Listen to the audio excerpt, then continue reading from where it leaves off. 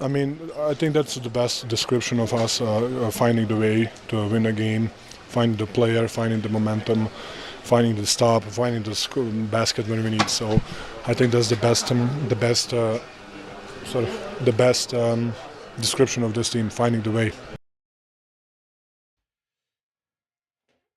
Yep, found a way. And you played a marvelous, extremely entertaining Game 7. Up by 35 at one point. Andy, at what point in the game did you allow yourself to be like, they can't blow this lead? I'm comfortable. It took me embarrassingly long, I have to admit. No, yeah, because I was still gripped.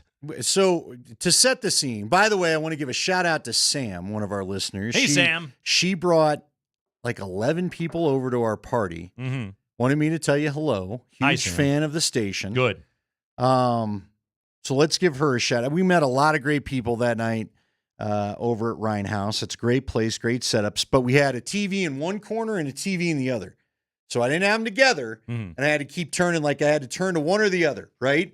So obviously we're doing an Avs watch party, and frankly, I was more worried about the Avs than I was the Nuggets. Now, again, it was kind of interesting at the half, right? I was like, okay, they just need to. They extended their lead. I'm like, I think they're going to be okay. But I didn't love the shooting, especially in the first quarter. I was like, boy, is it going to be one of these bad shooting nights where nobody can make anything?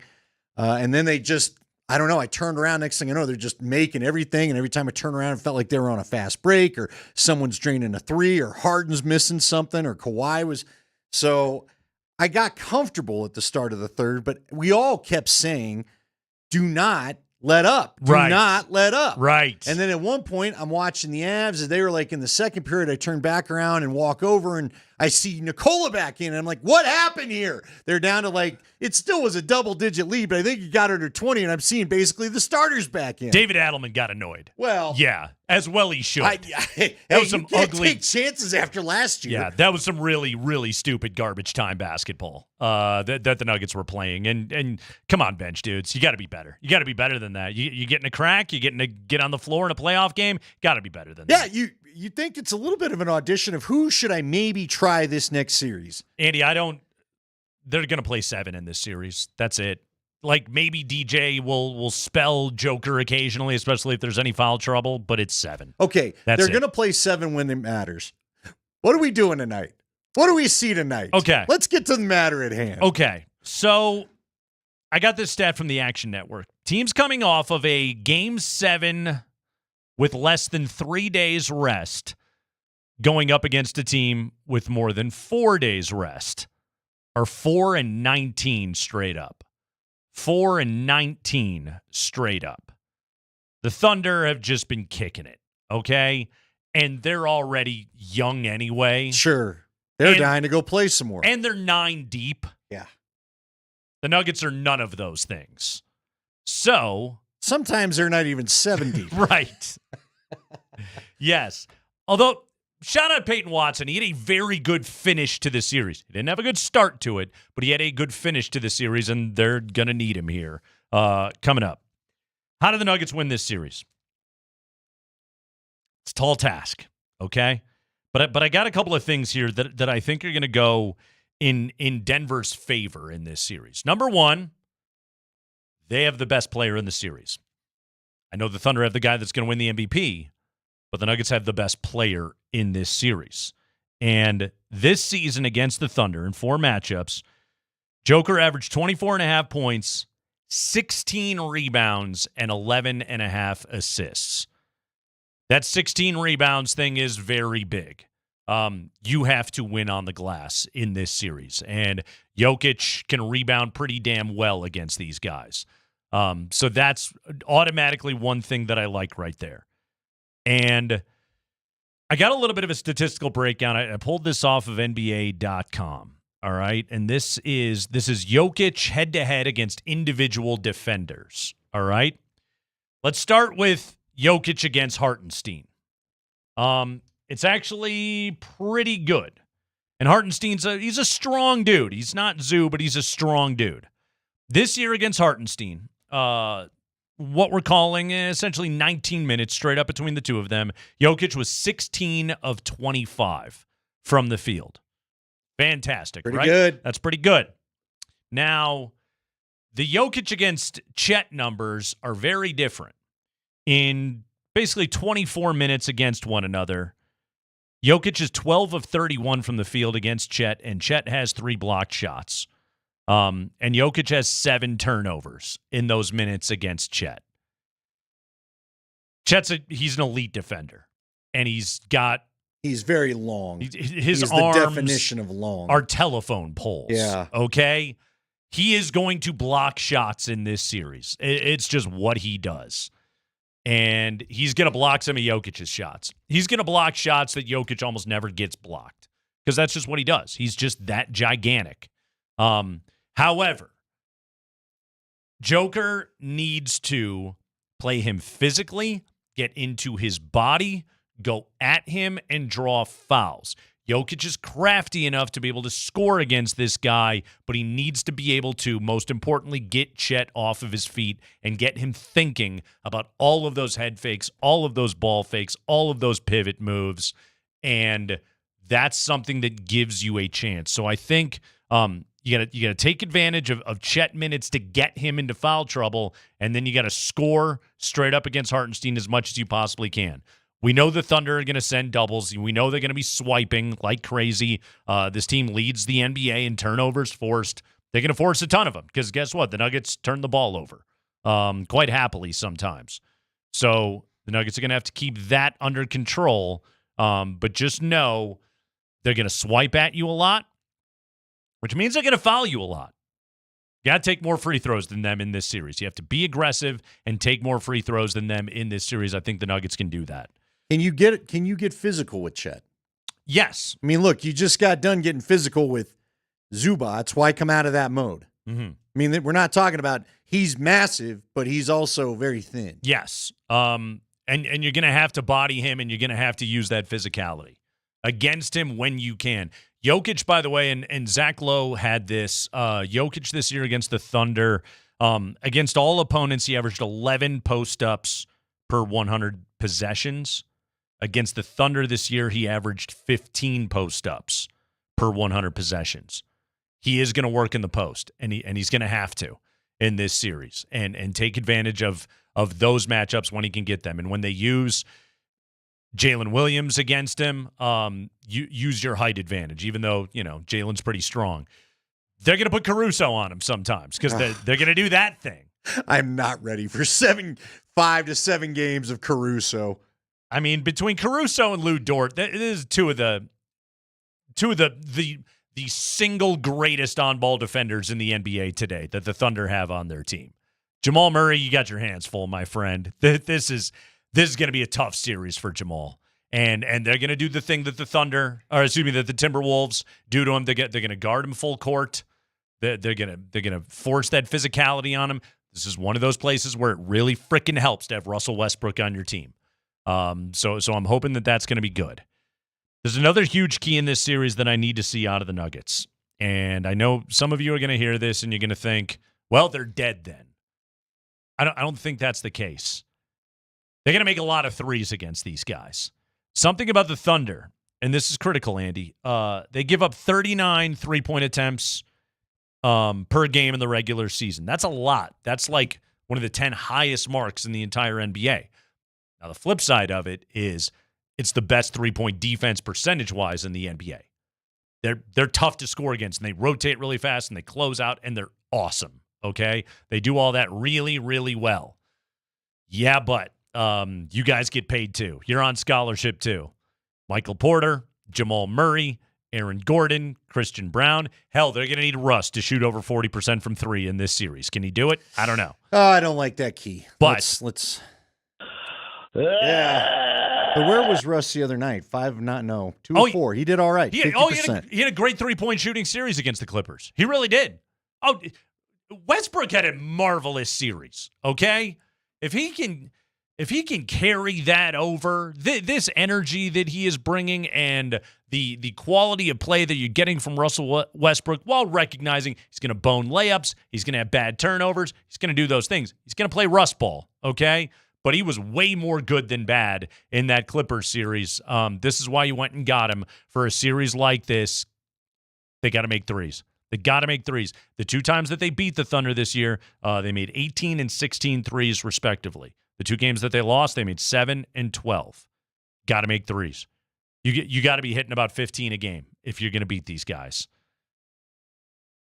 Again, you say you don't like that key. This is why they're underdogs. No, I get it, but they're gonna have to do some things above their usual levels to beat a really friggin' good team. But if they can do, let's go back to the Game 5 and the Game 7. I think that's the math for what they need to do in the playoffs. And Jason talked about the assist. You look at, I got the box score pulled up. I could pull both of them up. All I know is this: well-rounded scoring. In this case, you got it from 7 because Watson.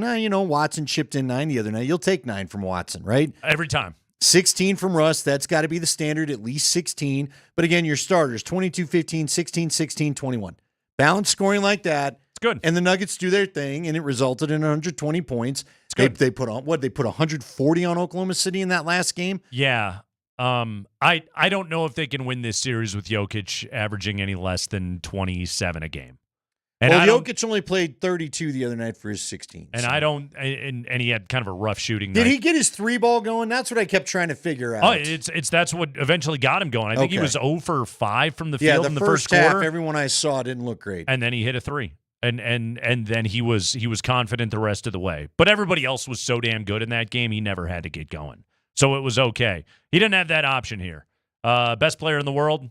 Yeah, you're going to need everybody. Heavy as the head. Okay, but will this be as physical as last series? Can they at least kind of? You think so? Oh, God, yes. You think Oklahoma City's going to bring it? Oh, God, yes. Well, then just push right, man. Andy, you know how the Clippers were a pretty good defensive team? They ain't crap compared to the Thunder. That's the best defensive team in the NBA. I guess the way they score, I don't worry about their defense. It just feels like they got 9 guys. It feels like every team the Nuggets play have at least 3 guys legitimately that can hit threes all day. Uh-huh. And the Nuggets don't always have that. Yeah, that's like I don't even know. Can they have minutes in this series without 2 of the 3 of Jokic, Murray, and Porter on the floor at all times? I don't know if they can. And again, it's a tall ask, but it's doable. But they all got to hit the shots. Yes. And guess what? This is a resilient, tough team. All right. Not throwing any dirt on the Nuggets yet. No. Not at all. Not at all. They can do this. I refuse. Yes. Nothing is going to be easy. Like I said in the tease, Andy, harrowing journey. Harrowing, okay? But they can come out the other side of this thing. It's doable. We talking Frodo and that other dude? Yeah. Trying to get a ring over the mountain? Remember who the other dude was? Rudy. Rudy and Frodo trying to make it to the mountain. I believe his name was Sam. Was it Sam? It was. Shout out to Sam twice. Is Westbrook Gollum in this situation? You're just hoping he goes back. He's Smeagol when he's right. Wasn't Smeagol the normal dude? I believe so. He was Gollum is who you don't want him He being. was the nicer one. Gollum was in the mirror. Yeah. Mm-hmm. So then who's Peyton Watson? Never mind. I hate the movie. Let's go. Liv Tyler. It's Kreckman and Lindahl.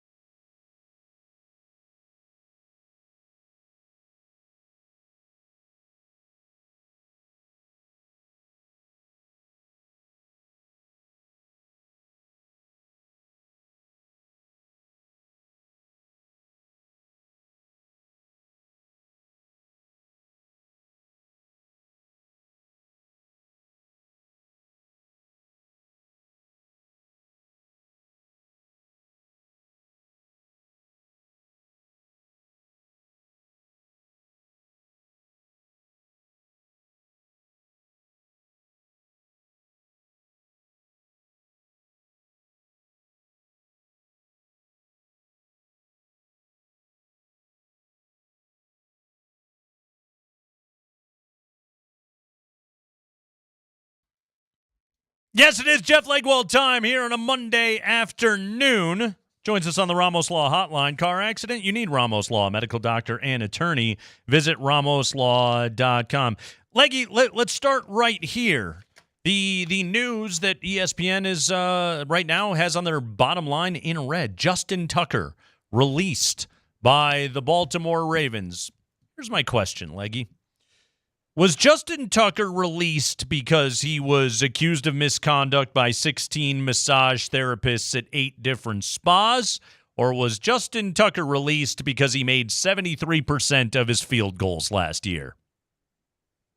Probably all of the above in some fashion. I think a lot of people who've worked in the league will tell you, leniency is often paired with performance on the field. So, I can't certainly know what the case will bring or what the NFL investigation will reveal. I do know the NFL is still investigating, and the Ravens had said publicly before that they were not going to make a move on Justin Tucker as far as the football team was concerned until the NFL's investigation was complete. So that either means the NFL has given the Ravens the results of this investigation and it's not public yet, or the Ravens just decided to change their minds, or they have other information to make that decision. They drafted a kicker too, Leggy.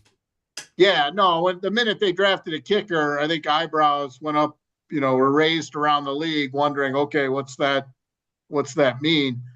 I know for, all involved, it's probably a really difficult situation to deal with right now. But, again, until I think the NFL announces, or they may not announce, they may just tell the team and Justin Tucker in the union what the results are. But I got to believe it will be announced at some point. But it is he had a Hall of Fame caliber career for a kicker. If he doesn't play in another game, it's just, all of these off the field things that have come to light that were, early in his football career. I think is an intriguing, difficult story for all involved for a very prominent player. All right, Leggy, where are we at with the Broncos schedule? It feels like we should have had a couple practices or a camp. I know we've got the rookie camp coming up this week. Is that right? What does the schedule look like? Right now, the rookie minicamp scheduled to be Friday, Saturday, and Mother's Day. So we'll see what the schedule holds. Those will be pretty, if history holds true, those will be pretty light on-field orientation type workouts. They're not looking to get anybody too revved up in all of this. And, the reason you haven't seen in comparison to some other teams is Sean Payton, one of his strength and conditioning philosophies is that they stay in what they call phase one of this, which is strictly mostly predominantly conditioning, longer than a lot of other teams, probably more than 2/3 of the other teams. And they'll just have 2 OTAs instead of 3. So a lot of years you would have seen a rookie mini camp and then an OTA really quickly right after that, but that's not how he does it. He stays in the conditioning phase longer. So there'll be an OTA the last week of May and the first week of June, and then the mandatory mini camp the second week of June. Feels as though the Broncos' injury luck was better, certainly, last year. They had fewer man games missed during the season. How much of that should be credited to Sean Payton and his strength and conditioning staff and his sports science staff and their approach?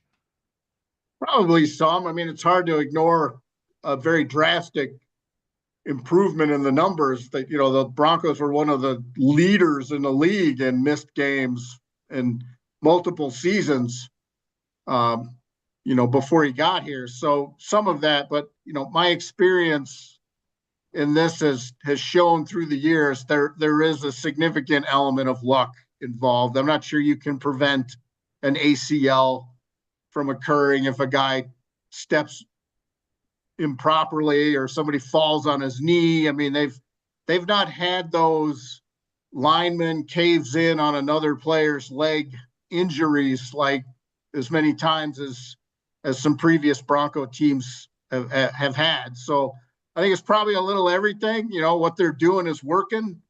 I think a lot of their philosophy of what they're doing is based on getting attendance as high as possible. I think he's tried to convey to them, we'd prefer you'd work out here, and this is why. And I think he uses the injury numbers as an example of why they should come and work out with the team when it is voluntary deep down.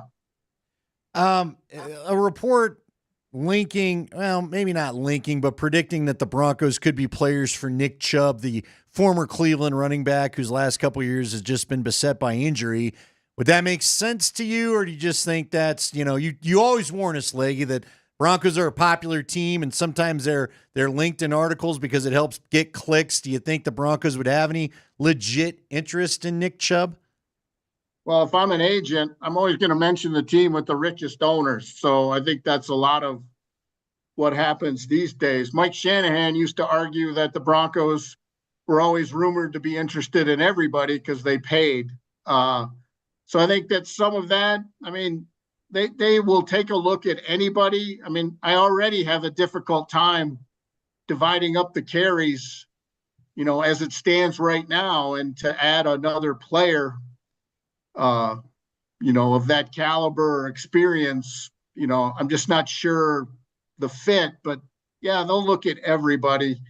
I would caution that, around the draft, the head coach said he didn't think very much of the veteran running backs who were available. Oh, there you go. There it is. That's pretty cut and dry. Yeah, we're good to go on all of that. Jeff Legwold, everybody from ESPN. He's got a rookie mini camp to go and cover this weekend. Hopefully no Jeff Hireman situations going down for the Broncos. Leggy would like a nice boring rookie mini camp to go and cover. That's what he would appreciate. He just wants to watch hoops. Leggy, good stuff as always, man. Thanks. Thanks, fellas. We'll see you. All right, Jeff Legwold stopping by. So, Andy, anytime Leggy comes on the show, I always got to go to ESPN.com and I go to the Broncos page. And I'm like, is there anything new on there? Has Leggy posted anything recently? Oh, we've got something from ESPN, and I know we're a day early, but we're going to do it nonetheless. You got the touch. You got the power.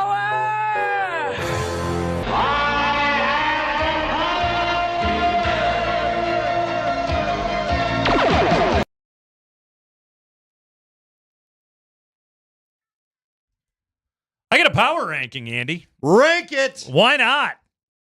Here we go. This is ESPN.com, NFL Nation, their post-free agency power rankings.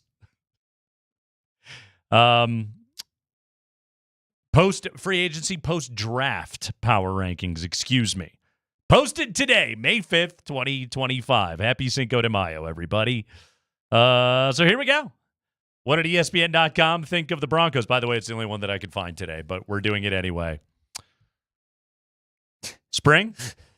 So we don't have USA Today. We don't have Pro Football Talk. We don't have The Athletic. No, we literally just have ESPN. Yeah, well, I just want people that don't remember the bid. Nate usually, he spans the globe. No, this is just looking for rankings. This is the only one I could find today. The only one who bothered to rank anything. That's right. These are the only guys that posted anything today. And as of today, Andy, the Broncos are ranked 14th. All right. Yeah. I'll take 14. Guess what? Yeah. Playoffs. After free agency, they were at 12. They dropped 2 spots after the draft. Well, who did they think this team was taking? They weren't going to get Warren. They weren't going to get Colston. They weren't going to get Genty. Mm-hmm. Didn't get any of them. They could have had Hampton, but I don't have any problem with what they did at 20. Jeff Legwold points out the most improved position on the team, the secondary. Yeah. Isn't that crazy? Because that was the strength of the team last year, and now it's even better than it was. Yes, but I also think people probably, it was strong. Mm-hmm. Now it's Hulk strong. Yes. We hope. Strong like bull. Again, there's a little bit of wait and see with everything. But Very good secondary. But they got Hufanga. They draft Barron. They had that too, Sertan, who's already awesome. Good secondary. All right, there you go. That's power rankings. That's the one I got. see, I could rank some stuff too, but Do you have other things you want to rank? Do you want to rank most painful losses in Denver sports history? That's top of mind right now. Yeah, that's there. So the poll, the morning show fellas threw out the poll. Which one hurt most? Saturday, Game 7. Yep. The Nuggets blowing the 20-point lead against Timberwolves last year in Game 7. A year ago. Pretty bad. Screw May. Or the Raheem Moore game. Most painful loss in the last 20 years. You want to talk about it in full, or you just want a quick opinion? Who would you? Which one would you? You're looking for the quickie? Give me the quickie. Look, I'm going to go with. It's not recency bias. See. Here's the thing. No quickies. No quickies. Not in this one. Whoa. It's tough between last year and this year because they both, to me, they signal trouble. Yeah. I don't know how else to put it. Yeah. Okay. The Raheem Moore thing, I think I was more devastated after Super Bowl 48 than really the Raheem. But we know 5 years of separation. From it. Sure. In the moment, it was unbelievable. Sure. But, ultimately, I didn't think they were going to come back from the 48 blowout. You know what I mean? You would just put together a record-setting offensive year, and it wasn't good enough. Yeah. What's hard about this is the Nuggets this year. I know I'm trying. The Come on, Nuggets quickie this guy. year. We can go to 20. We're okay, right? Nuggets this year, or Nuggets last year, it felt like the core four maybe took a shot. Yeah. Didn't know what was going to go on with KCP. Yeah, it was like we said, they pushed all in, and you didn't win the hand. Yeah. In the moment, I will still say the Raheem Moore game. That stung. It's Kreckman and Lindahl.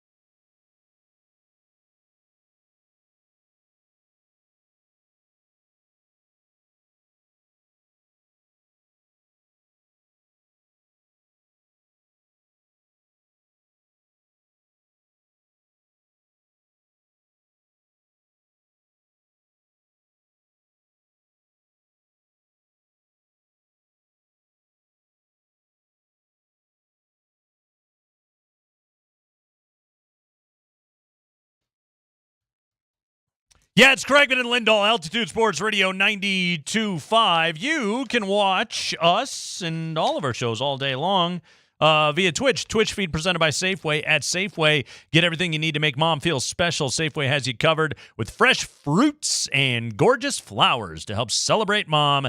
Get started at Safeway.com or in the Safeway app. All right. Playoff playback time. Avalanche style. Yes, we're going to do this, folks. Don't worry, we won't belabor the point, but they played a Game 7, and we're going to re-experience it. Dominated is not the right word. They They're were the better team. team for 50 minutes of the 60 minutes. 50 minutes. But and let's celebrate game is 60 minutes. some of those 50 minutes right there, including the Stars on the power play in the second period. How'd that go, Dallas? Avalanche and Stars are scoreless. Johnston across the red line. Rope hints. Pass it backwards. Logan O'Connor tries to push it ahead around Harley. Is it history repeating here? Logan O'Connor centers it. Shot. They score! It's the man of all. Josh Manson has goals in back-to-back games. We predicted the future. Nice job right there. Connor McGahee on the call. Yes, the Avalanche had a 1-0 lead on a shorthanded goal. O'Connor to Manson in the second period. 1-0 Avs headed to the third. Many, if you were only watching the Nuggets or just sort of divvying out your time, well, then you flipped over to the Avalanche for the start of the third period. And damn, that was a good start to the third period. Brock Nelson cleans up. Nelson hold it. Back down to the corner. Landeskog wants to center it. Working high in the zone, nothing available, so he'll get it deep off the dasher board. Penalty coming up on Dallas. Extra skater out there. It is Nathan McKinnon. Gets the drop pass. McKinnon moves towards the net. McKinnon, he scores! The Mac attack is back, Jack! A delayed penalty on Dallas. 31 seconds into the third period, and Nathan McKinnon has his first goal ever in a Game 7. It's 2-0 Colorado. Andy, not technically a power play goal, but the extra attacker is out there. It was big number 29. He skates in, gets that goal, beats Ottinger to the short side, and the Avalanche are up 2-0, 31 seconds into the third period. That was cool, right? Yeah, we were. Yeah, we good were time. all night to get lucky. Good times At one point. were being had, and then Mikko scored, and then Mikko scored again, and then Jack Drury got called for tackling somebody, and Wyatt Johnston scored like a second and a half into that power play, and then Was that. And then there was an empty netter. McKinnon slaps it back to the point. Makar has to step up off the boards through a set of legs. Reaching forward as Nichushkin can't get there. Second off the far wall. 5 seconds left. Rantanen is going to score a hat trick, if you can believe it, to cap off a Game 7 win for the Dallas Stars. 4-point third period for the Moose, Andy. He got loose. A hat trick. There were hats going onto the ice before he even put that thing into the goal. And a beer, because Connor got very upset at the person that threw the beer. Good. As I was sitting in traffic Whatever injustice is going to make you feel better in that moment. Apparently the beer nearly hit one of the skating girls, the ice girls, or whatever they call them in Dallas. Uh-huh. And Connor just went off and said that person should never be allowed in a game again. Said a hat is fine. And I really felt bad for him because I've been there before. And on top of it, I really could channel his rage between the result of the game and being stuck in traffic on Auraria Parkway. I felt all of Connor's pain. I can imagine that was the case. Jared Bednar, after the game, was asked how the Moose got loose after they generally had him bottled up early on in the series. Well, kind of what he did in the second period the other night. You know, that's the thing with Mikko is he can, it's not about always just creating multiple chances or every time he touches the puck, but big moments. Look at that first goal, pretty nice individual effort, rips it off the bar and down, then finds a way to get the other one on the wraparound. Hits our skate, but it's still high quality play, and he capitalizes on it. He can capitalize. That's what he is. He's a pure goal scorer. He did that in the third. Yeah, he's a great player. And He showed why he was worthy of the contract in the end. And Andy, like, if you're Mikko Rantanen, like the narrative of this season, of this series, you were not nearly as productive playing without Nathan MacKinnon. And you had 1 assist in the first 4 games of this series. And then you go off for 11 points in 3 games. 3 games, 3 periods. Essentially. Really? Yeah, essentially is what he did. By the way, Mikko Rantanen is the leading scorer in the playoffs at the end of this series. 5 goals, 7 assists. He's 1 point clear of Nathan MacKinnon, who did lead the series with 7 goals scored. But like everything of, is he worth the money? Well, primetime player. He showed up for his team in the biggest moment. Can he succeed without MacKinnon? Well, he certainly did in this series, by the way, against Nathan MacKinnon. Like, everything narrative-wise that had gone the Avalanche's way since the trade, the way the power play had improved for Colorado after they made the trade, all those things, it all reversed in 1 series, man. And in the end, Mikko Rantanen comes out on top. He does. It's unbelievable. It is. I don't know if I've ever seen anything like it. Oh, that's another question. What players ever come back to bite a Denver team the way Mikko did? Yeah. And I'm trying to think of one. I can't come up with one, like Eddie Kennison went to the Chiefs. You never won anything. And listen, this isn't done. They still got a ton more work to do. This was 1 series for them. Yeah. Now I like their chances of at least getting to the cup. Stars can win it all. They can, but now they got to go deal with Winnipeg, and Hellebuck might have found, just like Mikko found himself, Hellebuck might have found himself again late in that game last night. Mm-hmm. So we'll see. Nothing's written yet, and ultimately if the Stars get knocked out too, then, kind of just – but look, here's the thing. Hey, man, they beat you without Heiskanen and Robertson. Oh, yeah. A bad look. This is why I don't like this matchup. Right. Period. This is why everybody kept asking me, why don't you feel great? And all day Saturday, why don't you? Because it's the Stars. And what I would like to see the Avalanche do, and this may not be a popular opinion because it won't lead to the high-flying scoring, but I think you do have to sacrifice some of the scoring that you have to get bigger. I think you need, I'd like to start seeing pairings of, you need more Eric Johnson or Lindgren types. You need big physical defensemen to handle this better. Because again, the Stars just bully you around till they get the puck, and then they always find a way to be out front and put it home. I just think you got to look at some of the ways you do some things. And now I would say this, and I don't think it's going to happen, or maybe I don't know, unless everybody wants good guy deals, I don't think it's going to happen. But I would be curious to see what the Avs would look like with this squad all the way through a season. You did ask this team. They did a good job of coming together, but ultimately Dallas, -2 stars or not, pardon the pun, they added in Mikko, but they still had their dudes that have done this thing together. Sure did. They have playoff trust in each other. The Avs 2 years in a row have done the best they can to try to solve some problems through the trade deadline, but those guys don't necessarily have playoff trust with. What happened with the Cup team? Remember the Cup team? Lots of dudes that have played a lot of playoff games together. I will say, as shocking as it may sound to some people today, I would be curious to see what this exact Avs team, now you can't afford it, the cap's not going to allow it, but I would be curious to see this exact team return next year with a full year of chemistry together, a full camp together, and all this playoff experience with each other. And then what does it look like? Where you're not trying to learn to trust each other in the playoffs, where at times, frankly, it just looked like it wasn't there. And look, people can get worked up about Coach Bednar if they want to. The reality is, what I heard after every game was, we've got to try to quit being pretty. We've got to shoot the puck more. We've got to crash the net. When they did the things he would talk about in the press conference, they ultimately won Game 6 and were on their way to winning Game 7 till that last terrible 10 minutes. But again, I think what happened was once Dallas got on the board, it got in their head. And when you don't have that trust from a full season together, I think chaos ensued. And now you're stuck holding the bag, trying to figure it out. The Avalanche trailed for 62 seconds in the first 3 games and we're still down 2-1.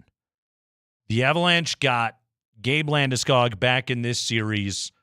I don't think there's ever been a bigger emotional lift in franchise history, in NHL history, than what you got. It's right up there with the biggest ones you've ever seen. Dominated in shot attempts, scoring chances, high danger chances across the series, and they lost anyway and had a 2-goal lead with 12 minutes to go, and they lost the series anyway.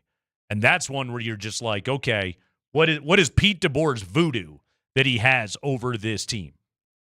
Well, it's the fact that his guys are committed to the ugly style of hockey that they play. And I'm not trying to give you a homer take. It's ugly hockey. Yeah. They don't get wide open. Man, again, they had to fend off the Avs in their zone most of the game. Now, I give them credit. They take advantage of every little opening that they give you. You give them a breakaway, they somehow turn it into a 2-on-1. And unlike the Avs, when they would get breakaways that were sailing the net or missing wide, Dallas is putting that thing, they're potting that thing every time. Yep. It's in the net. They've got a goal. They've changed the momentum. And all your 10, 20 minutes of hard work is for naught. In the Avs case, 50 minutes of hard work for naught. And, I just look, the bottom line, if there's one thing this Avs team, how different would this series have been if the power play actually is worth a darn? Sure. Because it wasn't. It just wasn't. 3 for 24 in the series, Andy. You had a 4-minute opportunity on that high sticking to get a goal. You didn't do it. And you had the number 1 power play in the NHL from the day they traded Mikko Rantanen until the end of the regular season. And you went 3 for 24 in this series. Only Tampa Bay and the Devils had a worse power play than the Avalanche did in the first round. And I'll say it again, that's where you did miss Mikko. Mikko was Nate's guy for the east-west pass that would just bomb the shot home. And look, he was the guy last year missing the net and going wide or hitting the pipes or whatever it was in the Dallas series a year ago.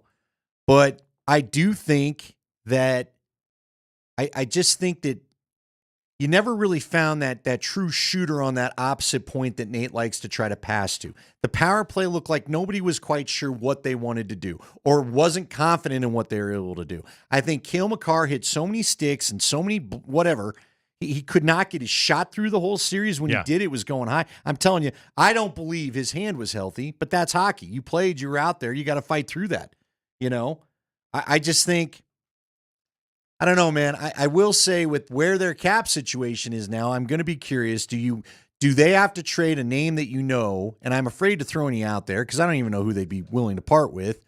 But are you going to have to give up a name that you know of some sort? And I'm not talking McKinnon or Makar, but maybe it's a Val. I guess I will throw. Do you shop a Val Nichushkin? By the way, that's another thing. You got a full series of Val Nichushkin this year. Yeah, and unfortunately, it didn't look like the Val, No, not exactly. The Val that left the last 2 years was on top of his game. The Val this year didn't quite look like himself. Gabe Landeskog played the last 5 games of this series and played well. He talked about the loss after the game on Saturday night. So we had a great start to the period. Even when they scored 1, I thought we came back down and created some good looks and stayed on the gas, earned the power play, and,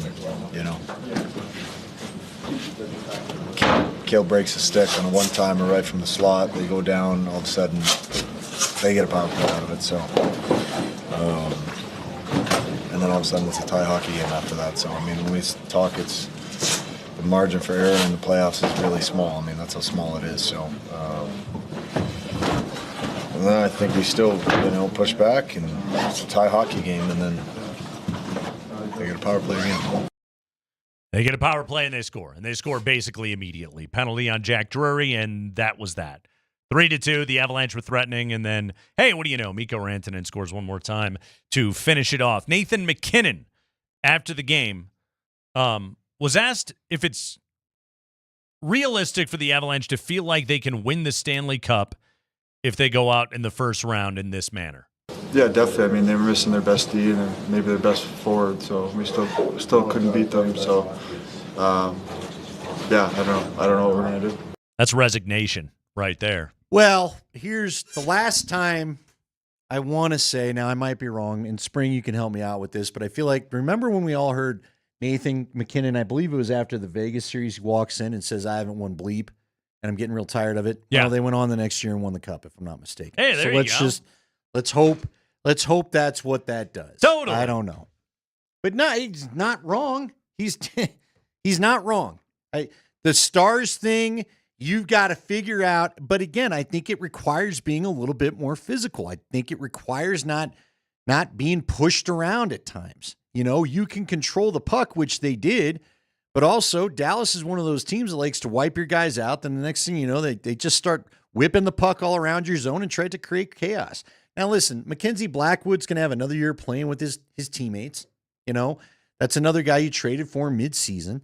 I think Gabe returned to the room and was the captain, but, and I guess our interview with Charlie Coyle would talk about the respect that everybody around the league had for him, but Gabe wasn't the captain to a lot of those guys. Even the guys that joined late, Gabe wasn't in there to be the captain. Now, if Gabe's knee is good to go, as it feels like it probably is, if he's back in that locker room, which I assume he will be next year, then he's the captain from the get-go. He gets to try to be the leader from the onset and not just the guy that is back in the room and on the ice with you in the playoffs. By the way, what I mean?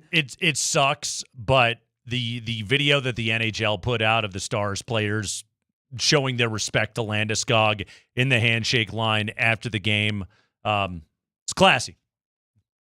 That's all. It was nice. It was just nice. The Landeskog thing is, despite the Avalanche losing the series, it's an objectively cool thing, nice thing, good thing. Landeskog is still back, and hopefully you got that guy for a full 82 next year. Kreckman and Lindahl rolling with you here on a Monday afternoon. We'll do Nuggets playoff playback coming up at 20 minutes after 5 o'clock. We got the high five coming up here at 5 p.m. Can't wait to see what Spring's got in store for that one. But coming up here on the other side, I think Jokic has a big-time series against the Thunder. Who's coming with him? Who's coming with him? We find out next.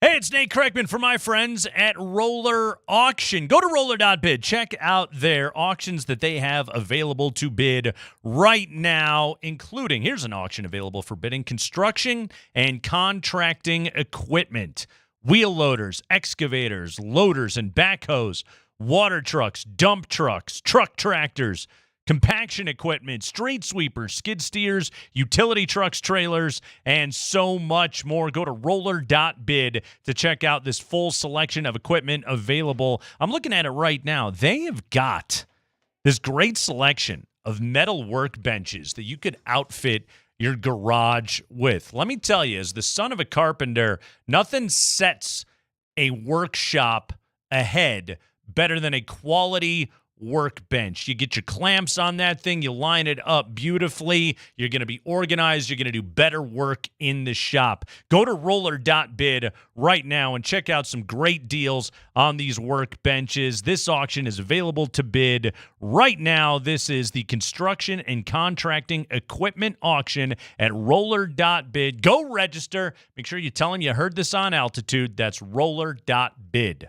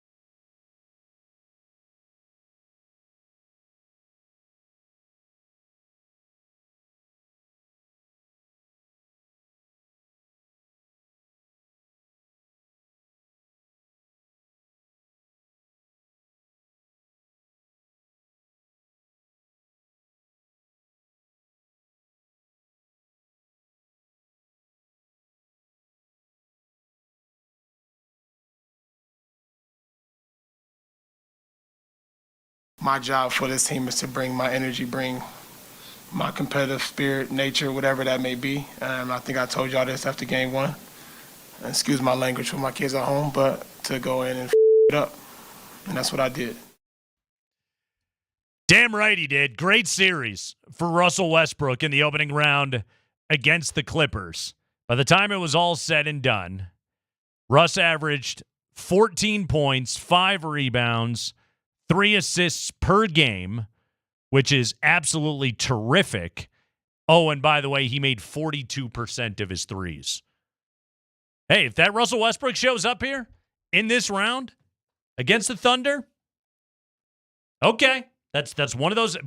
Mark that in the column of these are the ways that Denver can stun the world and win this series against the Thunder, and one of those is Westbrook playing great. He's going back to OKC. Those people love him. I mean, they're not gonna be cheering for him actively in this series, but it's not like the Clippers, you know? It's not like it was with the Clippers and the Lakers or Houston with Westbrook. Like, he's a legend there. He's kind of the legend when it comes to that franchise, and now he goes back into that building, and we'll see how comfortable he's going to be there. But Andy, when I'm looking at those things of, number one, I think this is a big Jokic series. I know, big stunner. I think the best player in the world is going to play really well in this series, but I think he is. But the question is going to be who comes along with Jokic in this series, and what Russell Westbrook gave you in the last round against the Clippers, I thought was the energy, intensity, and mental toughness that you lacked a year ago against Minnesota. Look, the Westbrook experience has been all-encompassing, to say the least, here in Denver, like we thought it would when he showed up here. But on the biggest stage, when you needed that guy to be very good, he was very good in that last series. He was terrific against the Clippers. Gonna need another great Westbrook series. Well, yeah, because he's a little bit of your emotion too. What he's so different from Jamal. I feel like when Jamal's got his shot going and he's feeling good about his game, it feels like it just flows to everybody else. Yeah. Gordon and MPJ seem to feel good about their game too, or whatever. You know, I don't quite know why, but that to me is a little what it feels like. Westbrook is a guy that loves being the antagonist to every other guy on the other team. Yep. You want to shove me, you want to yell at me, you want to try to fight me. I love it. Give it to me. I want the fans booing me. I want to be the center of attention. I want to be the villain. I want to be the Darth Vader of this thing for you. And he just thrives off of it. This cut from Westbrook, I absolutely loved. And I really enjoyed it because, like, Russell Westbrook also knows what the Russell Westbrook experience is. And he described it, I thought, almost perfectly after the game on Saturday. I think a lot, you know, as much as people may not think. I'm very smart, and I understand the game. I understand what's going on. So I am thinking. And I also, just a force, man. I think it's, you know, my ability to be able to be a force of nature on the floor is what I pride myself on. So whatever that looks like, it may be a turnover, it may be a missed shot, but it may be a steal, it may be a dunk, it may be a missed three, maybe a made three. It's gonna be all of that. It's gonna be everything. So you just take it for how it comes, and whatever happens, you go with it. And I've always been like that. As long as I leave it on the floor and God willing to be able to go out and continue to compete, I'm grateful for it. I noticed he didn't mention any missed layups in there, but still, that's Russ's game. And like all of those head-scratching moments, his coaches, be it Michael Malone or now David Adelman, all year long, they've lived with it because they know what this team takes out of Russell Westbrook. And that first round series against the Clippers, Andy, and it was, to me, it was a memorable series. A 7-gamer. I mean that stuff's kind of legendary, right?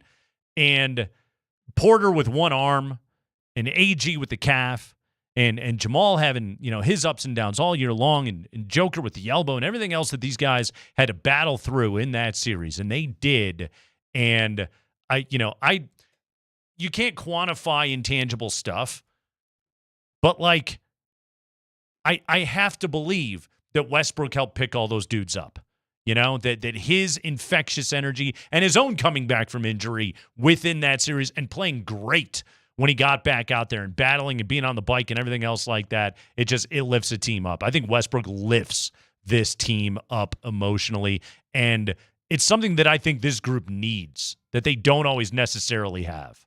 Yeah, I do also think, though, there's something about Westbrook's missed shots can be frustrating. Sure can. And let's be honest, I think it does frustrate some of his teammates at times, especially the easy ones, the layups, as you talked about. Oh, without a doubt. That said, you didn't have him for a couple games. It didn't go great, Bob. So it may have been a reminder of, oh, yeah, maybe I don't love everything, but this guy's important to what we're trying to get done, and we need him to get it done. And look, he had a good series. There's no doubt about it. He talked about how he's reckless, but I think he was a more controlled reckless, if you will, in this playoff stretch that he played.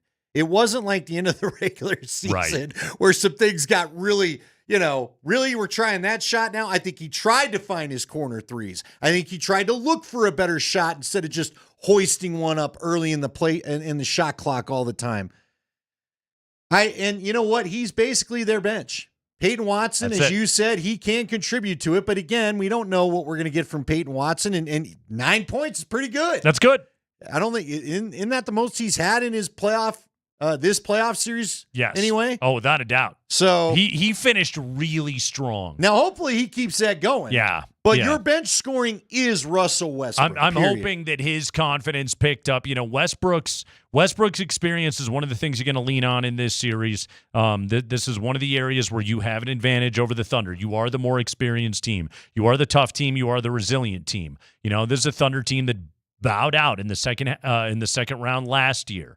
Okay, they have not been down this road before. Now, when you start to talk about the narrative, okay, this is a 68-win team and the Oklahoma City Thunder. All right, Andy, they had the best point differential per game of any team in NBA history. Okay, and point differential is a pretty big indicator. Like, we don't just beat guys, we beat them down. That's what this Thunder team did all season long. Okay, but also they've never been to this part of it, and they've never been past it. All right. And to be able to get there, they have to be able to beat a team that won an NBA championship, that has the best player in the world, that has that veteran toughness. Really, if you think about it, like this, the Nuggets sort of are the defending champs in a way, at least for the Thunder, because like Dallas isn't. No, they're not there. Okay. They weren't in this part of the playoffs. So, yeah, forget about the Dallas Mavericks. Like, the Nuggets were the last team in the Western Conference to win an NBA championship, the last team in the Western Conference to win an NBA final, or to win a West and still be in it. So, yes, the Thunder, this is the roadblock they have to be able to get past. And the Nuggets and their experience are going to put mental hurdles on this team. And I think one of the biggest areas is and I said this earlier in the show, I don't think the Nuggets win tonight, okay? This is a brutal test for them. But I think what tonight is an opportunity for the Nuggets to collect information, get a sense of what the Thunder's game plan is. They're not going to panic in the slightest bit. They just got done with the 7-game series and come back in a game 2 vastly better prepared, have their legs underneath them a little bit better, and go and get that thing. I think tonight's an opportunity for the Nuggets. I'm not going to overreact to what I see in this game. And one other thing that I really want tonight, okay, the Thunder are super fresh, and the Nuggets are super exhausted. If we get to a point in the second half of this game and the Nuggets are down 20, unless the second unit pushes it back to like 12, just pack it in, Adelman. Yeah, I wouldn't mind. I'd love it if the Nuggets could play so well. There's no Jokic in the fourth quarter because of that. But if you're battling through the third and there's no hope, let them rest. Yeah, let them rest. Pack it in. Let them win by 40. Who cares? Look, who cares? Hey, the Clippers smoked you by, what was that, 30? Yep. More than 30? Who cares? What effect did that have? You won the series. Yeah, you won game 4. That was in their first home game, 117-83. Yeah. That's 34 points right there. Who cares? They used all that momentum. All the Nuggets have to do is get one in OKC. Yep. Just get one. That's all you have to do. Now, if you get tonight, then go get 2. But right now, just give me 1. Yes. In that series against the Clippers, Jokic, 45% from three. Jamal, 40% from three. Westbrook, 42% from three. Porter, 44% from three. Yeah, you're going to need all that. You're going to need all of that. If you can have 4 of your stars shoot 40% or from three in this series, that's one of the ways you stay in this thing.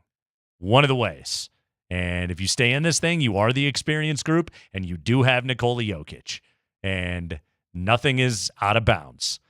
But it is okay to rest him for the entire fourth quarter. If you need to. It doesn't appear it's your night. Totally. Let him take a little time off. Again, like unless the second unit somehow just like cuts it to 12, by all means, take a shot at the thing, but feel this game and know what this game is going to be like tonight. The rest situation is so bizarre coming into this thing. And again, and I know some people are just like, hey, the Pacers got game 1 in Cleveland. Pacers 1-5 in the first round. Yeah. They had a little more rest. feels like the Nuggets walked off the floor and just like went directly to Oklahoma City. Yeah, It's kind of what it feels like. It was like a mid-season road trip. We have got the 5 biggest stories of the day from around the Nuggets and Avalanche. We will do that next on Altitude Sports Radio 92.5.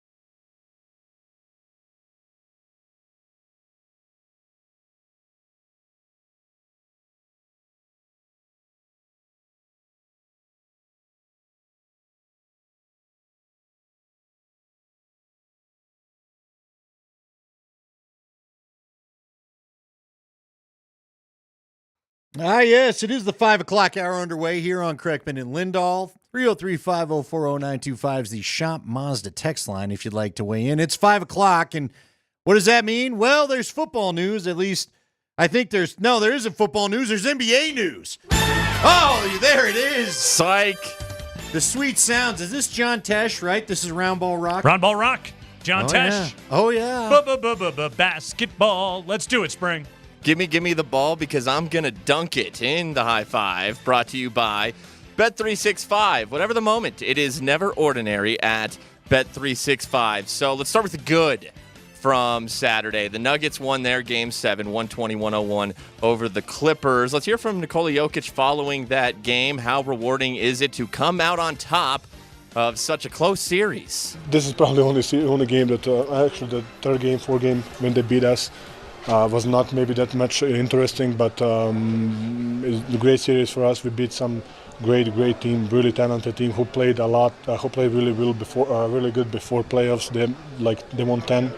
How many? 12? 18 of 20. 8, yes, something crazy, So they're really talented. They have a lot of good pieces. They have a great two players, and I'm just happy that in the end we won the game.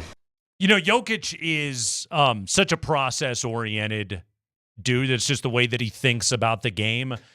He knew how tough this series was going to be coming into it. He knew the way that the Clippers matched up and gave those guys a ton of problems. And honestly, Andy, I think he's celebrating in that moment. It's not at the expense of anything that's going to come in the next round against Oklahoma City, and the Nuggets barely got a second to even breathe after winning that thing. But Nikola Jokic is above all else a basketball savant and a thinker when it comes to the game, and he knew what his team was going to have to do to win that series. And I think he was really pleased and satisfied that they were able to do what had to be done. As well he should be. Yeah. That is it. Look, it was every bit the tough series that you promised us it would be. I think they should also take pride. They're the only interim coach team that's still moving on, right? Memphis was out in 4, and they had a chance to win a couple, decided I guess they didn't want to. Yeah. But this is the only team that's basically now, it feels good, the momentum for David Adelman maybe being the guy, but they've got nothing to hang. They ought to be real proud of what they've accomplished right now. That was a good Clipper team. Yeah. No joke. Ty Lue is a good coach. That was a really good Clipper team that they just beat in that series. Go ahead, Spring. High five. All right, next up for the Nuggets is Game 1 tonight. They are in Oklahoma City playing the Thunder on Bet365. The Thunder are up to 10.5 points. Wow.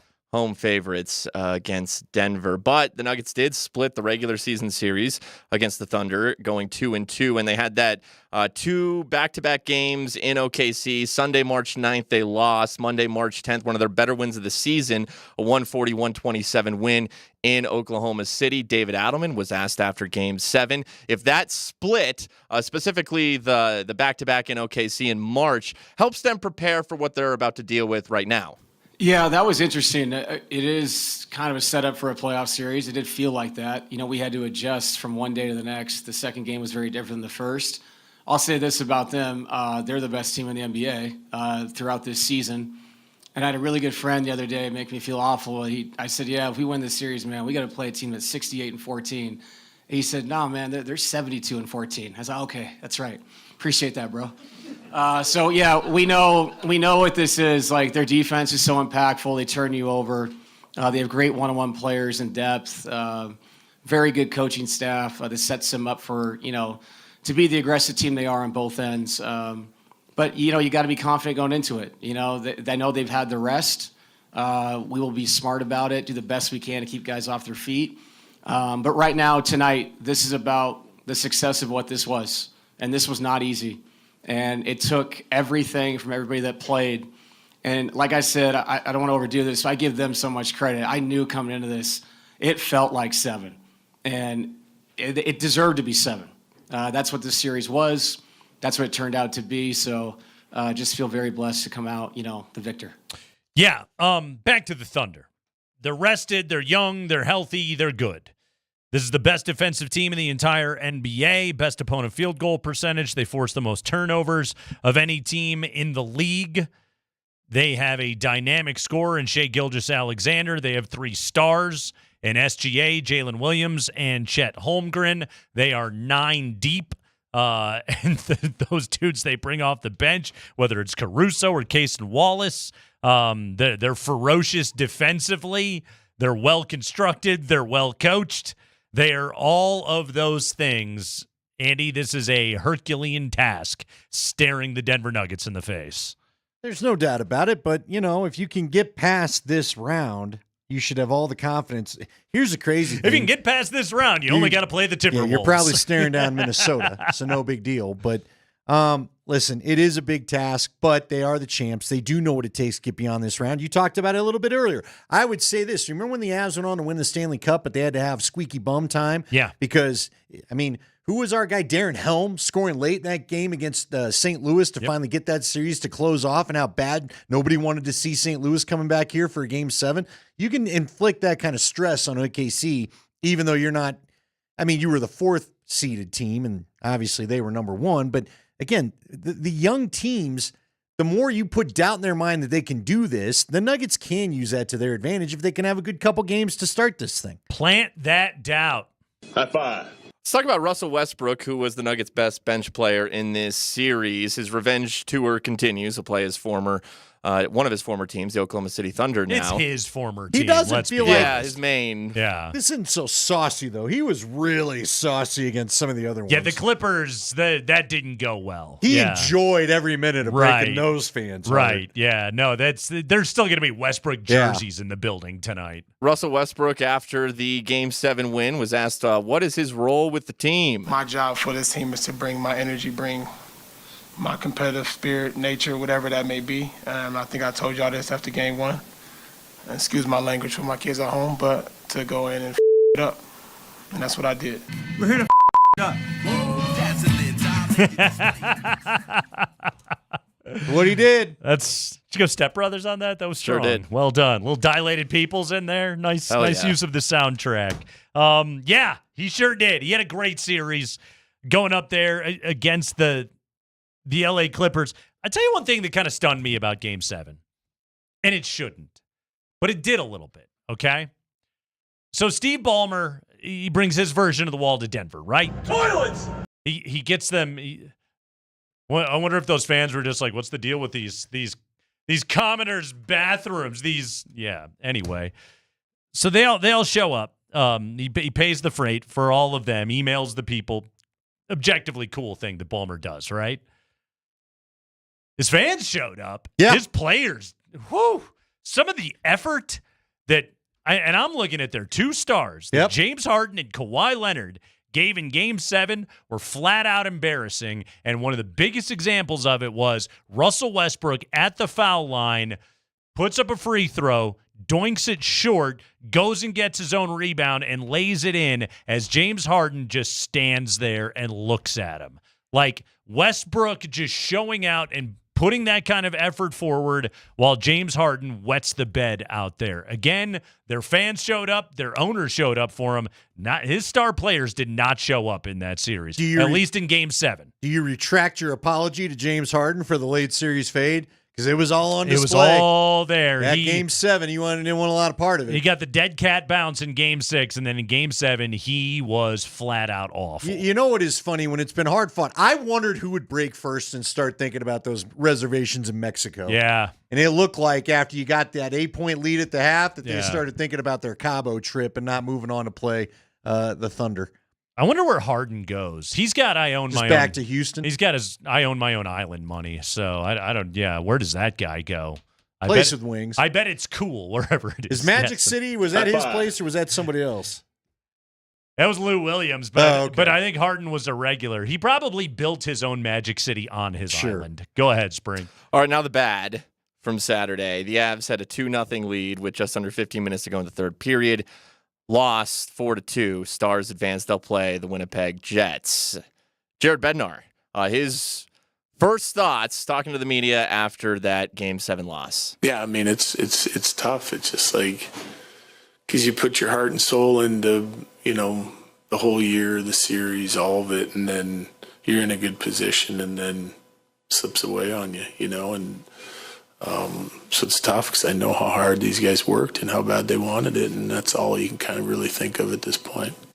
Ooh, yeah. You had a 2-goal lead with 12 minutes to play, and you couldn't bring that thing home. Didn't get to take advantage of the opportunities that you had when they were there in that game, and ultimately it comes back to bite you. Mikko Rantanen has the series of a lifetime, but the period of a lifetime there in that third, putting up a hat trick right there in that spot. I mean, if you're Jared Bednar, the Pete DeBoer thing has got to feel very real to you. You got to be staring at the wall going, what the hell am I supposed to do against this guy? I think he was just he was stunned. I think he was in shock after that game, and I think that's the way most all Avalanche fans felt. Yeah, I'd agree. But I mean, also, it's all of it. It's going to be interesting to see what this offseason brings. Yeah. It's going to be interesting to see what kind of moves they make to the roster. How are you doing after that game? I don't. Immediately, I was frustrated, but I knew. I never allowed myself to feel too good about things, and we saw why. And so, ultimately, you can't get upset about something you had a feeling might happen anyway. Yeah. Look, when Nate scored the goal, I was like, are they finally really going to do this? Are you finally going to kill this dragon? Uh-huh. But the minute it got to be 2-1, I'm like, okay, this is not good, but they can try to regain control. And then when they tied it up, I was like, all right, I know how this is going to end. Was Mikko's goal, does that qualify? Second goal. The one off of Gerard's skate? Off Gerard's skate. Does that qualify as a stupid goal? Or yeah, a little bit. He was falling down trying to get the puck there on their own stupid ice, which is never in great condition. Right. And again, I will say I don't love. He's making a play. He's being aggressive, but still. Yeah, I don't love the physicality of Sam Gerard's game. Everybody knows that. Yeah. I mean, what's Sam doing? He's just trying to get over there to cut off the angle. Again, it was like the stupid goal. This series, Mikko whatever has way team with got Sam a Girard. stupid goal, the stupid goal karma would come back the next game. Yeah. And that was stupid goal karma. You can't be mad at Sam Girard. He's going to try to cut off that backside. And yet, Mikko had his way with Sammy in this series. It was tough. Go ahead, Spring. But again, what was stupid about that goal is that Mikko, it just came off his stick. It's not like he shot it at Sam's skate. Right. But he put it in the right spot. Oh, yeah. Well, again, they say, shoot the puck, good things happen. Stupid goal. And finally, Nathan McKinnon scored 30 seconds into that third period, came out as an extra attacker after a Jamie Benn trip, his 7th of the series, so goal per game for Nate in this series. He's going to play for Team Canada in the IIHF World Championships with Sidney Crosby. They'll both be on that team. That starts up on Friday. Nathan McKinnon, talking after the game, was asked if it's hard for the Avs to feel like they can win another cup if they're going to go out in the first round like this. Yeah, definitely. I mean, they were missing their best D and maybe their best forward, so we still couldn't beat them. So, yeah, I don't know what we're gonna do. I'm real curious to see the conversation. Well, we won't see it. I wonder what the conversations will be like with Nathan McKinnon this offseason. In what way? Don't you got to kind of go and ask him? I mean, you signed him at the time, most lucrative contract in hockey history. Yeah. What do you think? What are you feeling? Mm-hmm. You know, how do we get you to not feel that way? I don't know. I mean, this roster gets really interesting. Half the guys you traded for, most of the guys you traded for, are now free agents. Brock Nelson, who can you keep around? Is an unrestricted free agent. You gave up essentially 2 first-round picks to get him because you traded Cal Ritchie for him, along with do you almost have to resign him because of conditional that? first. Try to anyway. I mean, I think they're already over the cap according to some places. I don't know what's true and what isn't. Didn't go great. Really, like the Nazem Kadri replacement search now enters year 4. Think about that. I know. It's frustrating because every guy you try is not that guy. Charlie Coyle's a good player. He's not a second liner, you know? I love Charlie Coyle. Really enjoyed our conversation with him. Would not mind having him back. But the reality was he was like a minus every game of the series pretty much. You got 2 fewer first-round picks to be able to work with. There you go. That's the 5 biggest stories of the day from around the Nuggets and the Avalanche. Playoff playback. Nuggets blow out the Clippers in Game 7. Kaz went crazy. You'll hear it all next.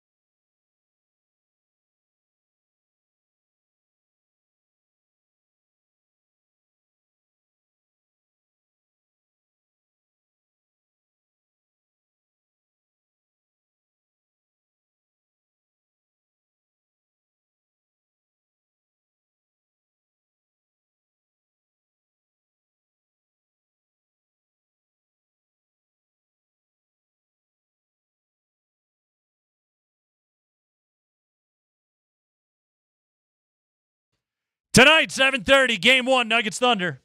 Berto's got pregame at 7 o'clock. Kaz on the call with Katie Wingy tonight on Altitude Sports Radio 92.5. No more double dipperoos. Got to do our last one of those on Saturday.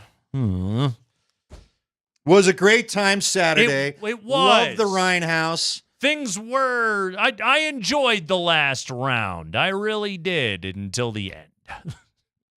Until Mikko Rantanen managed to do that. By the way, Andy, just a quick... I asked this... So, I don't know why. I don't know how my life came to be this way.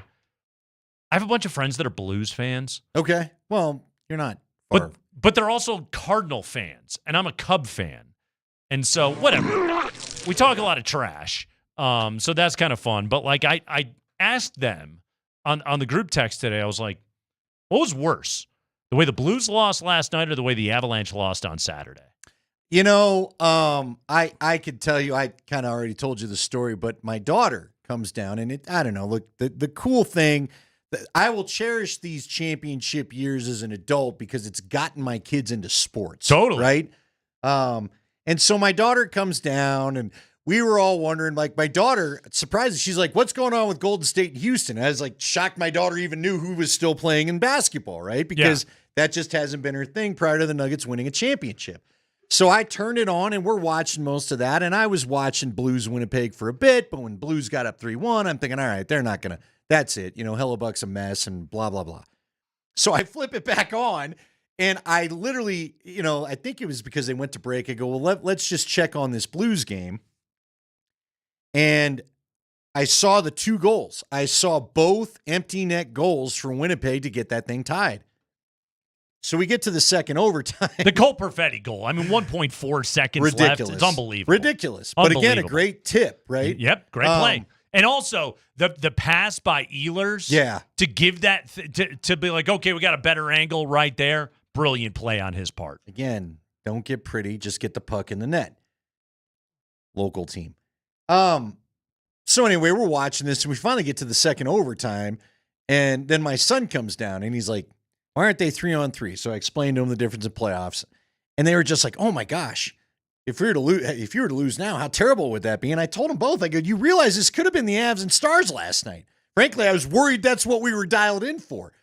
And so, well, also remember, I predicted Landeskog to win it in overtime, of course 3-2. So you were okay. So I was like, well, I wanted the Avalanche just to win a regulation, but at the time I was kind of like, well, my prediction's got a shot now. It does have a shot, and I would have taken it, frankly. I did not predict a Mikko Rantanen third period hat trick.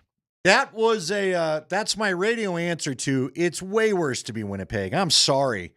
The Blues, I mean. The Blues, dude, the Blues were up 3-1. 3-1. And there were 2 seconds left for you moving on.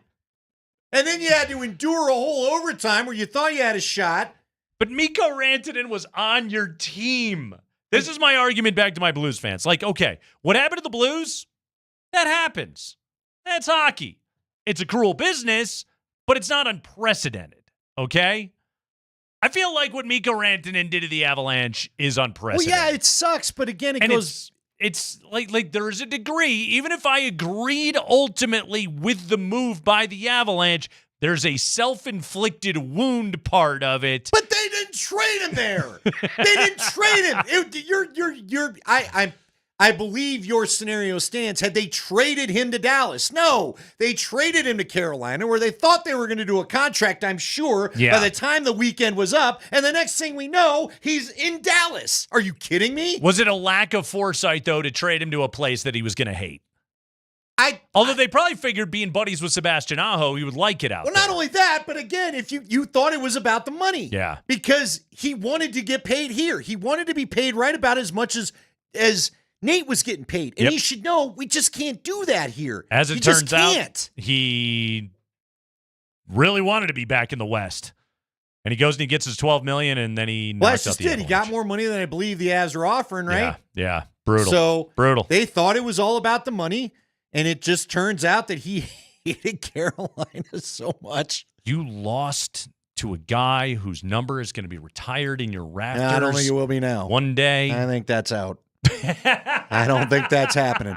Look, I love Mikko. I'm always going to love Mikko. I think it only proves his greatness even more. I love Mikko, and I'm not going to change. I'm not mad about it. He didn't ask to go to the Stars. Yes, it sucks that he's the guy that did it to you. Yeah. But I stay with the bottom line is I agree with the basis of the decision. Listen, if they don't trade Mikko and get what they did get out of the guys they acquired at the deadline, I'm not even sure they're playing Dallas. They might have been the ones losing in Winnipeg in overtime. Maybe that would have been because better. They were not playing well at the time of the trade. You're right about that. We just can't forget everything that happened because the series didn't go your way. And you're usually the king of reminding us of this. Rantanen, man. The Moose got loose on you. I'm more sick of Ottinger than I am Rantanen. Connor described it, one of the saves that he made in the last flurry where he did the old Statue of Liberty with the glove like Wah used to. He was feeling it. He was great in that series. Well, you don't put traffic in front of him. That's how he plays. Nuggets, their Game 7 on Saturday was a hell of a lot more fun. In fact, this one turned into a laugher in the third quarter. But let's playback it. Let's relive it with Jason Kosmiski's calls right now here on Altitude Sports Radio 92.5. And let's start. I only pulled one highlight out of the first quarter because this was kind of the only cool thing that happened for the Nuggets in the first quarter. 10 on the shot clock for LA. Norman goes to the left hand on Porter, gets down the lane, tough fade away. That jump shot won't go. Rebound Jokic. Quick outlet over to Brown. Dog! 2 hands. Denver's down 1 at 6-5. 5-0 run by the Nuggets. Yeah, CB Duncan transition. Bullet pass by Jokic. Andy, CB became more effective on the break as the series went on. He beat Harden and Kawhi down the floor on that play right there. That was a good harbinger of things to come, but ultimately, like Christian Brown and his relentlessness and I think his youthful energy, I think it eventually wore down James Harden in this series. He had a heck of a series. Now he's going to have to go do it again, and we could talk about that against SGA. Got to watch because SGA is the king of getting an extra foul tacked on to every shot that he takes. But yes, Christian Brown, man, just again showing you that he was once again ready to take the place of KCP. Jokic, by the way, 0 for 5 from the field, but he had 6 assists in that first quarter. Some great passing by Joker right off the jump. We go to the second quarter. It's Russell Westbrook minutes right here. And when Russell Westbrook says, I was brought here to bleep up, I believe, did I do that correctly? Either way, this is what he meant. Loose ball comes out over to Jokic. In the paint, over to Gordon. Layup, no good. Tip by Jokic won't go. And the rebound back over to Harden. Stolen by Westbrook. Down low, Gordon. Dog! 2 hands! What a play, Russell Westbrook! Denver leads it by 3. Timeout, clip joint. Russ out there reading the quarterback's eyes. In this case, it was James Harden made that steal, got it to AG for a dunk. Nice play right there. Like we said, Jokic had a slow start offensively in Game 7, but he picked it up a little bit there in the second quarter. I, in particular, was entertained by this bucket that he got in transition. Harden has it up the left sideline. Drives in on Watson, tried to flop for a foul, didn't get the whistle. Missed a crazy jumper. Rebound down to Denver. Westbrook hands it off over to Jokic, leans in, got it, and a foul on Zubac. Zubac immediately turns around to Batum and chews him out a little bit. There's your guy. Jokic ran the floor, but he was like bodying Zubac all the way down the court. It was like he got in the left lane and then went 10 miles an hour under the speed limit. And the guy behind him is just stuck and can't get around. And that was what Jokic, it was the classic slow break by Nikola Jokic. Zubac was so pissed on that play. One-man traffic jam. I like Seriously, that. It was fantastic. Jokic and one. 3 minutes to go in the first half. And like, knowing how the game was going to go, this is one of the plays that was very indicative of how the Clippers showed up and played this thing. 3 fouls on Powell, Baca tells me. He's almost always right. There's Alan Baca up here in the booth with me. Second free throw, no good. Westbrook got his own board, and he put it back up and in. Everybody for the Clippers is sitting around watching that basketball bounce on the rim. Westbrook got that from the free throw line. I mean, Russ goes and gets that thing. Harden's lack of a box out was the most egregious. But Zubats, Batum, Kawhi are all just watching. And there was a great they went to an overhead shot on the telecast and watched Russ make that bucket, basically surrounded by 4 different Clippers. It's Game 7. Yeah. Like, in all seriousness. Take no chances. What are you guys doing? It's Game 7. They're dreaming of Cabo. Man. Umbrella drinks. Unreal. Fat Tuesday. Unreal. Let's go to the third quarter, and this is where it got absolutely silly. Nice Gordon and Jokic two-man action. I want to remember this for the Thunder series. Zubats kick out 3 over to Batum. That jump shot won't go. Rebound down to Jokic. I hate to be the bearer of bad news, Clipper fans, but a bucket here, you may have to call a timeout. High left side is Jokic in the paint. Gordon, dog, 2 hands. Oh, Clipper fan, timeout for you. Didn't see that one coming. Yeah, AG sets a ball screen. No communication between Kawhi and Zubats. And AG goes to the bucket. Jokic lobs it to him. Reverse dunk. Boom. Yeah, Clippers were clearly in trouble right there. And then let's get to the part of the game. And this is where I tweeted that the roof was just absolutely blown off. Back-to-back threes right here from Michael Porter. One of them coming from the corner, the other one in transition. Listen to the noise in Ball Arena on these calls. Little floater by Harden at the horn is an air ball. Rebound down to Jokic. Outlet pass off over to Jamal Murray. Murray has it in the corner. Porter 3. Buckets. Block shot Gordon. Front court Porter to 3. Let's go! So you know what I liked about that one? It took a 20-point game and made it 23. That was important to me in a Game 7. Yeah. I understand why. Got you off the bad number. Uh-huh. Yep. I was thrown off when Kaz went buckets. I was expecting a little more yelling. You know what's so funny is, and maybe I'm just conditioned to this from a lifetime of watching basketball. The 3 that Porter took in transition was one of those that, like, you almost always miss. And then the broadcaster goes, oh, the building was waiting to erupt. Instead, Porter made that one, and then the place just went absolutely ballistic. It was a mosh pit up in the seats by that point. Everybody was having a good time except for Steve Ballmer's friends. 5:40 left in the third quarter. Christian Brown roasting James Harden and throwing a perfect lob. Inbound goes over to Christian. Nuggets up 24 with the rock. Christian Brown has it up the left sideline. Stutter step and a drive. Alley-oop. Dog! 2 hands! Gordon behind his head. Denver leads it by 28 in Game 7.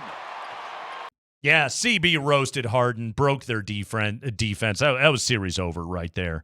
A couple of more fun ones here from the fourth quarter.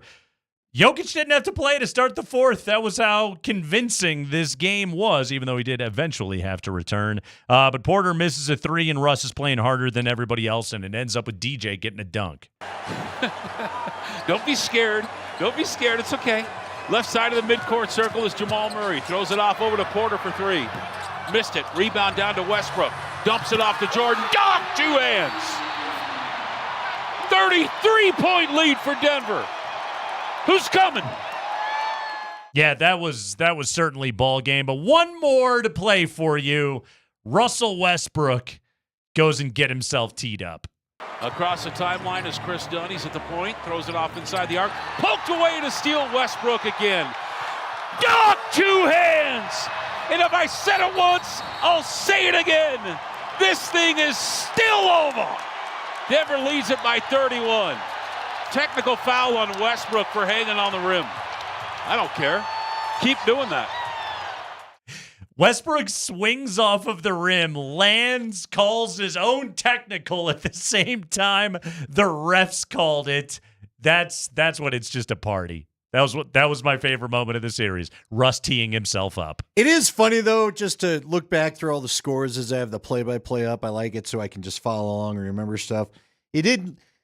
Has 17 points ever felt more precarious? Oh, I know. Like at one point, I'm trying to look at it here where they got it down. I think it was 96 to 114 or something. Their bench dudes just came in and started hitting shots. Yeah. They're scrubs. You're just like, all right, is this happening? Right. You know what I love?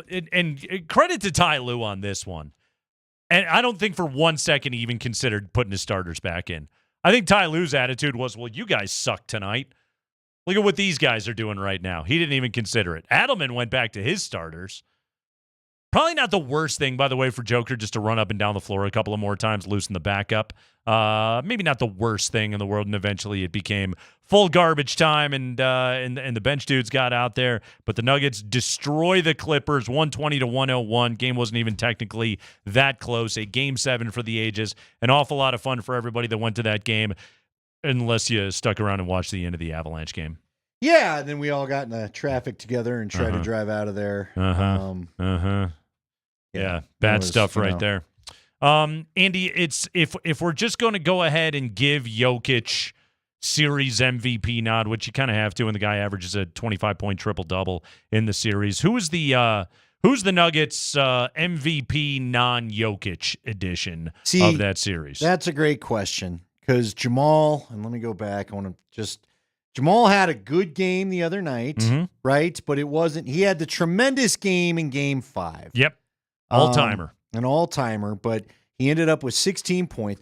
Dude, from a defensive perspective, I was about to say Christian Brown, but Aaron Gordon was so consistent throughout the series. Don't you got to go Aaron? I thought AG was great in this series. And yes, like Murray had the high highs, but like he had some bad games in this series too, which he's, again, against OKC, it's got to be nothing but high highs. It's got to be all highs. He's just got to redline this thing for the rest of the way. But I thought Aaron Gordon was terrific this entire series. I loved his energy. I loved what he gave you defensively in this series, his consistency, his shot making. I would agree with you. I think non-Jokic edition, Aaron Gordon was the best Nugget for the balance of this 7-game series. I do want to give special recognition to Michael Porter, who I thought was great. He was flat out great in this series. I know he had a bad Game 6.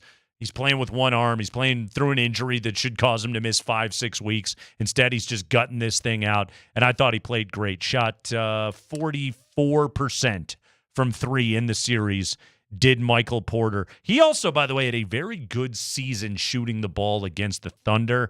He has to continue that. One thing I worry about for Mike in this series against the Thunder, and I said this a few times in the Clipper series, I don't think they hunted MPJ enough and forced him into switches defensively. I don't think the Thunder are going to be so kind. I think SGA is going to be hunting for Porter this whole series. Well, you worry about them, basically getting physical with his shoulder. Yep.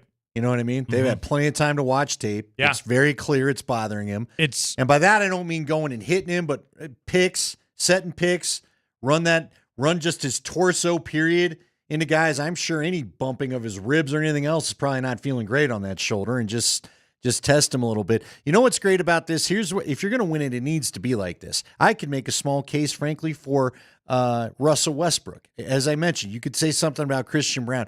You're going to have to be talking about how great at least those 6 play, and hopefully throwing Peyton Watson in too if you're going to get this done. Yeah, you're going to have to be 7 for 7 awesome in this series, because I think that's all the Nuggets are doing. By the way, interesting take from Hastings, but I agree with him. Michael Porter is probably going to spend quite a bit of time defending Chet Holmgren in this series. And I think that's the matchup the Nuggets are going to go with. They're going to figure, okay, less physicality out of Chet. You kind of match up a little bit body-wise. Yeah, Chet's going to shoot over MPJ, but that's probably the matchup that the Nuggets go with here in this series, which, it makes sense to me. That's probably the matchup that they go with. It's going to be tough. Come on, no pressure. No pressure. That's a great thing. No pressure. They're the number 1 seed. No pressure Everybody tonight. thinks it's their time. Game 1, Nuggets, Thunder, Kaz on the call. Tip at 7:30. Berto's in the building, ready for pregame coverage at 7 o'clock. And the Blitz coming up next on Altitude Sports Radio 92.5.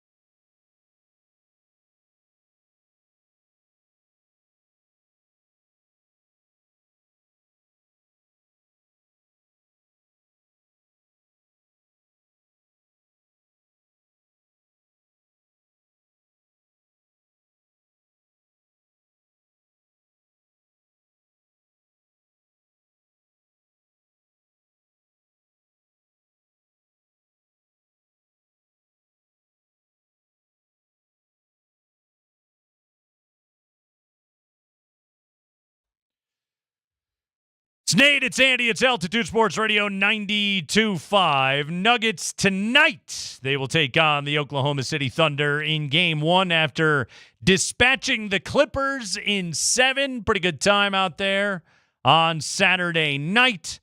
Knicks and Celtics underway in their series right now, tied at 31 currently in the second quarter. So Nuggets and OKC tipping off. It says 7:30. Who knows what time it's actually going to be. We're going to wait for TNT to get done with this thing. And then tomorrow, we'll get Game 2, Pacers, Cavs, and Game 1, Golden State and Minnesota. Are you giving the Warriors a puncher's chance against the Minnesota Timberwolves? Sure, Minnesota has a tendency to get a little cocky, and who knows? Look, man, Draymond Green may do something to Rudy Gobert. We may get one of the all-time two heel battles in the NBA, and maybe they each take a turn getting the other ejected out of a game or something, but the Wolves feel like that team that love to get a little too full of themselves and then, get back to business. And I bet you it's a 6-game series, but Warriors, Jimmy Butler stabilized things for that team. They don't have as many dumb turnovers as they used to. That's a good Golden State team. Honestly, I thought they'd beat Houston quicker than 7, quite frankly. They didn't do themselves any favors, but they'll go to Minnesota for Game 1 tomorrow. Nuggets and Thunder still alive there in the Western Conference as well. Their series starts tonight. All right, Andy. Prediction time. We got to do the sports radio thing. Pay the sports radio toll, so to speak. What is your let's start with what is your prediction for tonight? And then let's go to what is your prediction for this series between the Nuggets and the Thunder? I'm going to go ahead and say that I think I don't like tonight. Yeah. I think tonight could get ugly. Mm-hmm. I almost hope it gets ugly. Just get your guys out of there, give them rest. Yeah. And then I think the Nuggets get Game 2. I feel 6. You know what? I'm going to get saucy and predict 7. Okay. Oklahoma City, though, moves on. I think the Thunder get it in Game 7 But I in their think building. there's just something about the championship. Look, this starting 5 seems to surprise the 6 guys that are playing. How about I just go there? Right. Seem to, and Peyton Watson when he comes along too, they seem to surprise us when they need to. And then I think much like this series, the Nuggets fall to OKC in OKC because ultimately the crowd takes them over the top. But I think the Nuggets having the championship medal, I think they can give us a surprise series. I mean, really, Andy, again, we get bought. One of the things about this team is when we talk about them every single day, the way that we do over the course of a season. And this was a challenging season. And it resulted in the coach and the GM getting fired on the same day with 3 games to go. We know how wild all of that was that the Nuggets went through. But also, this team has shown us, I think, both in how they responded to Malone being gone, to Adelman taking over, how they responded and won a first-round series against what I think is a really good Clipper team. I do think that team is good. They have moves that they have to make. I think that team desperately needs a full season of healthy Kawhi Leonard. But I think that's a really, really good Clipper team, and the Nuggets beat those guys. I think anything else that happens for Denver in this postseason is house money, okay? And it's what I said last series. I said, this is your championship here. Go and get this thing, and anything that happens after that, house money. This is a really, really good Thunder team. This is going to be tough for this Nuggets group, but they've shown how tough they are, man. This team is resilient. This team is mentally tough. This team is physically tough, and I'm not counting Nikola Jokic out of anything. I'm going to take the Thunder in 6 because I just think they're a better, deeper, younger, healthier team. They won 68 games this year. They have the greatest point differential in NBA history, above the 71-72 Lakers. This is an awesome Oklahoma City team. They're a machine, and they're ready to go. I gave you the roadmap earlier in the show of how I think the Nuggets can win this series, and it requires basically everything going right for you. It includes you taking and making an awful lot of threes, and it requires Jokic to be able to eat against Chet Holmgren, which I think he's going to be able to do when Hartenstein isn't in the game. But the Thunder just they hit you with too much talent, man. Jalen Williams is too damn good. Lou Dort is going to make life really tough on Jamal Murray in this series. Lou Dort is as good an on-ball defender. He's a Drew Holiday level on-ball defender that Jamal Murray is about to go up against for 7 games. Hopefully at least 7 games. And it's going to be tough. So I'm taking the Thunder in 6. I do not like Denver tonight. This is a bad spot for the Nuggets to be in. Got this stat via the Action Network. Team's coming off a 7-game series, a game 7 with less than 3 days rest, going up against a team with more than 4 days rest, 4-19 straight up, 7-16 against the spread. So even like, and Spring told us earlier via Bet365, this game's up to 10.5. Even that isn't in the Nuggets' favor. This is a tough one tonight. Here's what I want to see out of the Nuggets this evening, okay? I want to see them gather information in this game tonight. I want them to see what Dagnall's game plan is, how much zone they're going to throw at them, how they're combating the Jokic-Murray 2-man game, get a sense of what this is going to look like, how much, as Chris Marlowe says, hugger-mugger are they going to run on Jokic, how effective can Joker be working down in the post. This is a game tonight where Nikola Jokic is gathering intel and getting himself set. I think game 2 is the series. If the Nuggets are going to push this thing and have any chance to be able to pull the upset, they got to get game 2. Tonight's a rough spot for them coming off of an emotional game 7. Again, I'm not giving them no chance to win this game tonight. Go shoot the lights out, shooting variance game. Go have one of those, you can win. Okay? It's always humanly possible. But I just know this is a bad spot for Denver to be in this matchup tonight. Tonight is about figuring out what they're throwing at you. And one key thing that I want out of David Adelman tonight is don't over-adjust in this game. Don't overthink this game. Don't over-strategize this game. Just let them show their cards. Totally. Be the boxer that's circling the opponent and seeing what he's going to do. That's what the Nuggets have to do. Remember, all you got to do is get one in OKC. That's all you have to do. Game 2's the series. Game 1 tonight. This is a tough one. I hope to be proven wrong. I will celebrate jubilantly if I am proven wrong tonight. So go get them. Nuggets and Thunder. TNT affair. Plus Kaz will have the call along with Katie Wingy right here on Altitude Sports Radio 92.5. What a sports weekend that it was. Avalanche. We'll have much more. Both Joe Sakic and Chris McFarland talk to the media tomorrow. That'll be interesting. Yep. We'll have all that audio for you here on Altitude Sports Radio 92.5. I'm assuming the midday fellas will carry that live. And you're going to want to hear what Joe Sakic and Chris McFarland have to do because Nathan McKinnon and Cale Makar are only getting 1 prime each. And you've got to take advantage of it. And this was another year you were not able to do that. So we'll hear the reactions from the big decision makers coming tomorrow. Thanks to Kaz. Thanks to Legwald. Thanks to all of you who tuned into the show. Thanks to everybody that went out to the viewing parties, hung out with Andy on Saturday night. Thanks to all the listeners for coming and saying hello. Very cool of you guys. Double Dipperoos were an awful lot of fun.